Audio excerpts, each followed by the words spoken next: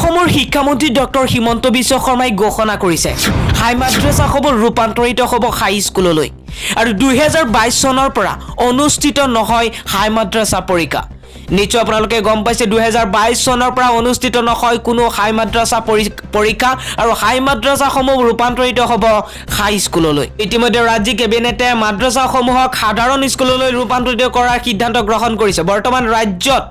189 খন হাই মাদ্ৰাসা আছে আৰু সেবাৰ দ্বাৰা এই সকলো হাই মাদ্ৰাসাৰে শৈক্ষিক পৰিচালনা কৰা হয় প্ৰথম সিদ্ধান্ত অনুসৰি এতিয়াৰে পৰা 189 খন স্কুলৰ পৰা হাই মাদ্ৰাসা শব্দটো আঁতৰাই দিয়া হ'ব আৰু লগতে তেওঁলোকৰ যিটো ইয়াত কুৰানৰ ওপৰত 50 নম্বৰ ধৰ্মীয় শিক্ষা আছিল হেয়া নোহোৱা হৈ যাব যাৰ বাবে হাই মাদ্ৰাসাৰ পৰিৱৰ্তে তেওঁলোকে হাই স্কুল বুলি জনাজাত হ'ব গতিকে 2022 চনৰ মেট্ৰিক পৰীক্ষাৰ পৰা সেবাই হাই মাদ্ৰাসা বুলি কোনো পৰীক্ষা নাপাতে আজি জনতা ভৱনত যোৱাকালি জনতা ভৱনত অনুষ্ঠিত এক সংবাদ মেলত এই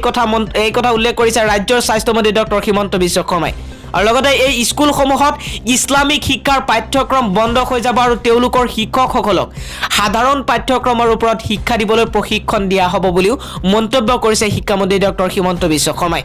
আৰু আনহাতে তেওঁ লগতে কয় যিমান কেইখন আৰবিক মহাবিদ্যালয় আছিল সেইবিলাক এই সিদ্ধান্ত মৰ্মে উচ্চতৰ মাধ্যমিক স্কুললৈ ৰূপান্তৰিত হ'ব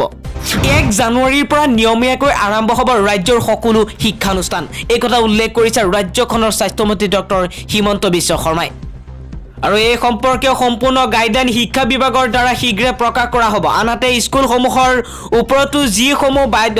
বাধ্যবাধকতা আছিল সেয়া দুদিন ক্লাছ সেয়া সম্পূৰ্ণৰূপে উঠাই দিয়া হ'ব আৰু ফলত 1 জানুৱাৰীৰ পৰা নিয়মীয়াকৈ পাঠ্যক্ৰম আৰম্ভ কৰা হ'ব অৱশ্য ফেচ মাস্ক চেনিটাইজাৰ সামাজিক দূৰত্ব আদি বাধ্যতামূলক হ'ব বুলি মন্তব্য কৰিছে সংবাদ মেলত আৰু ইপিনে বিটিচিত প্ৰচাৰৰ সময়ত কোভিডৰ নিয়ম উলংঘা কৰা সন্দৰ্ভতো মন্ত্ৰী ডক্টৰ হিমন্ত বিশ্ব শৰ্মাই কয় যে আমি কোভিড প্ৰটকল সামান্য উলংঘা কৰি প্ৰচাৰ চলাইছিলোঁ যদিও কোভিডৰ ঘটনা বৃদ্ধি হোৱা নাই বিপৰীতে বিটিচিৰ জিলা কেইখনত দৈনিক কৰবাত 1 বা 2টা কোভিডৰ ঘটনাহে পোহৰলৈ আহিছে গতিকে তাৰ পৰা বুজা যায় যে অসমত কোভিডৰ এটা ষ্টেজ পাৰ কৰিছে ফেসবুকে ভাৰতৰ জিঅ'ত বিনিয়োগ কৰিছে ফেসবুক ফুয়েল ফৰ ইণ্ডিয়া 2020 এই কথা উল্লেখ কৰিছে ফেসবুকৰ মালিক মাৰ্ক জুকাৰবাৰ্গে অনুষ্ঠানত মাৰ্ক জুকাৰবাৰ্গে মুকেশ আম্বানীক সোধে যে কৰোনা মহামাৰী শেষ হোৱাৰ পিছত আপোনাৰ মতে প্ৰযুক্তিৰ কি ভূমিকা হ'ব এই সন্দৰ্ভত মুকেশ আম্বানীয়ে কয় বিশ্বত প্ৰযুক্তি থাকিবই সোশ্যাল মিডিয়া জায়েন্ট ফেসবুকে মঙ্গলবাৰে ফুয়েল ফৰ ইণ্ডিয়া 2020 ইভেন্টৰ আয়োজন কৰিছে এই ইভেন্টত মাৰ্ক জুকাৰবাৰ্গ আৰু ৰিলায়েন্স ইণ্ডাষ্ট্ৰীৰ অধ্যক্ষ মুকেশ আম্বানীয়ে ভাৰতৰ অৰ্থনৈতিক বৃদ্ধি আৰু ডিজিটাইজেশ্যন আৰু লগতে ক্ষুদ্ৰ ব্যৱসায়ীসকলৰ ভূমিকাক লৈ আলোচনা কৰিছে ৰিলায়েন্স ইণ্ডাষ্ট্ৰীৰ CMD মুকেশ আম্বানীয়ে কয় ভাৰতত বহু কোম্পানী আৰু সংগঠনে ডিজিটেল সমাৱেশৰ দিশত দ্ৰুতগতিত আগবাঢ়ি গৈছে আৰু কাম কৰি আছে ভাৰতৰ যুৱশক্তিৰ ডিজিটেল পৰিৱৰ্তন গুৰুত্বপূৰ্ণ ভূমিকা আছে ফেসবুকৰ জিঅ'ই মাৰ্ক জুকাৰবাৰ্গক ভাৰতৰ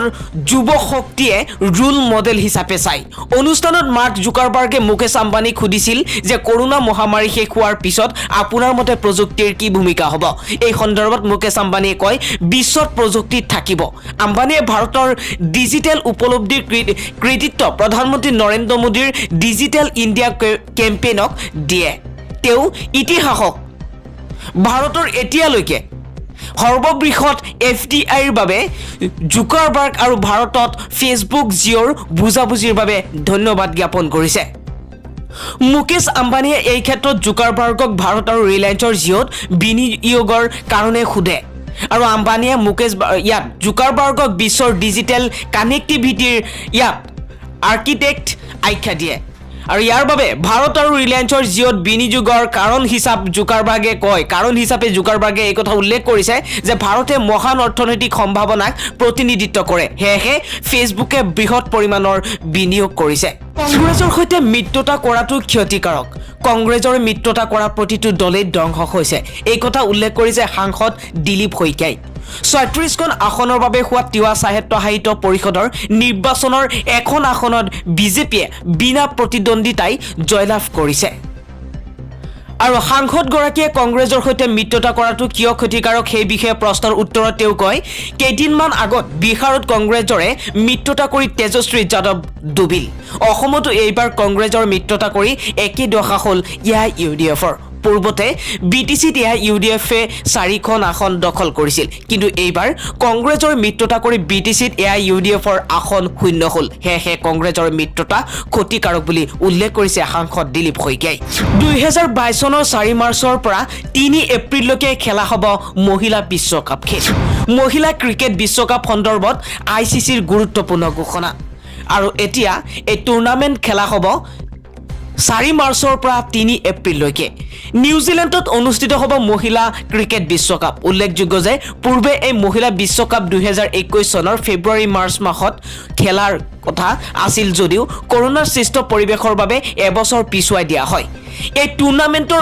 টুৰ্নামেণ্টৰ ভাৰতৰ মহিলা ক্ৰিকেট দলে 6 মাৰ্চত মেচ খেলিব অৱশ্য ভাৰতৰ বিৰুদ্ধে কোনে খেলিব হিয়া কোৱালিফায়াৰ মেচৰ পাছতহে জানিব পৰা যাব কৰোনা ভাইৰাছ সৃষ্টি পৰিৱেশৰ বাবে ক্ৰীড়া ক্ষেত্ৰতো বহু কঠোৰ ব্যৱস্থা গ্ৰহণ কৰিবলগীয়া হ'ল কৃষকসকলক পুনৰ বুজাবলৈ চেষ্টা কৰিছে প্ৰধানমন্ত্ৰী নৰেন্দ্ৰ মোদীয়ে কৃষি আইনৰ বিৰুদ্ধে কৃষকসকলে অব্যাহত ৰাখিছে আন্দোলন প্ৰধানমন্ত্ৰী নৰেন্দ্ৰ মোদীয়ে পুনৰ এবাৰ কৃষকসকলক বুজাবলৈ চেষ্টা কৰিছে গুজৰাটৰ কচ্ছত প্ৰধানমন্ত্ৰী নৰেন্দ্ৰ মোদীয়ে এক আধাৰশিলা স্থাপন অনুষ্ঠান অংশ লৈ কৃষকসকলে কৃষি আইনৰ বিৰুদ্ধে সাব্যস্ত কৰা প্ৰতিবাদৰ বাবে বিৰোধীক সমালোচনা কৰে প্ৰধানমন্ত্ৰী নৰেন্দ্ৰ মোদীয়ে কয় কৃষকসকলক বিপনে পৰিচালিত কৰাৰ চেষ্টা চলোৱা হৈছে তেওঁলোকক ভয় খোৱা হৈছে যে এই কৃষক আইনৰ দ্বাৰা তেওঁলোকৰ ভূমিত আনে কব্জা কৰিব যোৱা বহু বছৰ ধৰি কৃষি আইন সংশোধন কৰাৰ দাবী উত্থাপন হৈ আহিছে অসমত পুৰুষৰ তুলনাত অধিক মহিলাৰ সংখ্যা লিংগ বৈষম্য আঁতৰাই অভিলেখ সৃষ্টি কৰিছে অসমে আনুপাতিক হাৰত অসমত এই মুহূৰ্তত পুৰুষৰ তুলনাত স্ত্ৰীৰ সংখ্যা অধিক হৈছে আৰু সদ্য প্ৰকাশিত 2019-20 চনৰ ৰাষ্ট্ৰীয় পৰিয়াল স্বাস্থ্য সমীক্ষা শীৰ্ষক প্ৰতিবেদনত অসমৰ স্বাস্থ্য সামাজিক খণ্ডৰ অতি উৎসাহজনক ছবি প্ৰকাশ পাইছে আৰু কেন্দ্ৰীয় স্বাস্থ্য আৰু পৰিয়াল কল্যাণ মন্ত্ৰালয়ে প্ৰকাশ কৰা প্ৰতিবেদন অনুসৰি 2019-20 চনত ৰাজ্যখনৰ প্ৰতি 1000 জন পুৰুষৰ বিপৰীতে আছে 1012 গৰাকী স্ত্ৰী দেশৰ ইতিহাসত ইয়া এক বিৰল দৃষ্টান্ত উল্লেখযোগ্য যে 2015-16 চনৰ ৰাষ্ট্ৰীয় পৰিয়াল স্বাস্থ্য সমীক্ষাত প্ৰকাশ পোৱা অনুসৰি অসমৰ লিংগ অনুপাত আছিল প্ৰতি 1000 পুৰুষৰ বিপৰীতে 993 গৰাকী স্ত্ৰী মাত্ৰ 4 বছৰৰ ব্যৱধানত অসমে স্ত্ৰীৰ আনুপাতিক হাৰ বৃদ্ধি কৰাৰ বাবে শলাগ লৈছে খুদ কেন্দ্ৰীয় স্বাস্থ্য আৰু পৰিয়াল কল্যাণ মন্ত্ৰী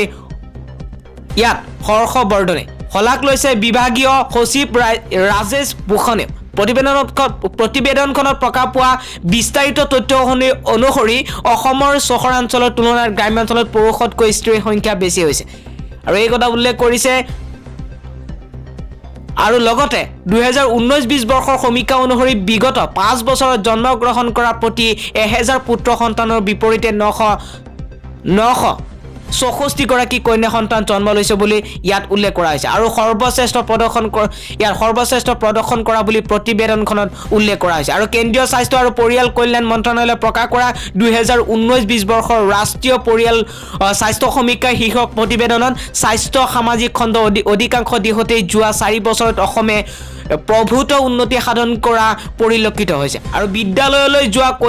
কন্যা সন্তানৰ হাৰ যেনেধৰণে বৃদ্ধি পাইছে ঠিক তেনেধৰণে শিশু আৰু নৱজাতকৰ মৃত্যুৰ হাৰো হ্ৰাস পাইছে আৰু 2015-16 চনত বিদ্যালয়লৈ যোৱা 6 বছৰৰ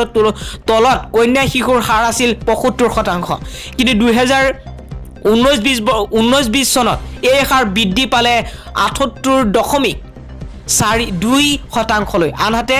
এনেধৰণে দেখা পোৱা গৈছে ইয়াৰ সংখ্যা বৃদ্ধি পাইছে